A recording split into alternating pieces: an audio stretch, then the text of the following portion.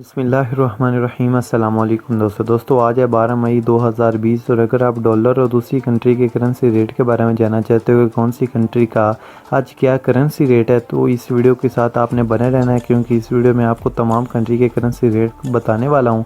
अगर आपके पास USD dollar है या किसी भी कंट्री की करेंसी है, अगर आप बाय करना चाहते हैं या फिर सेल करना चाहते हैं तो उससे पहले आपने इस वीडियो को लास्ट तक लाजमी से देख लेना है।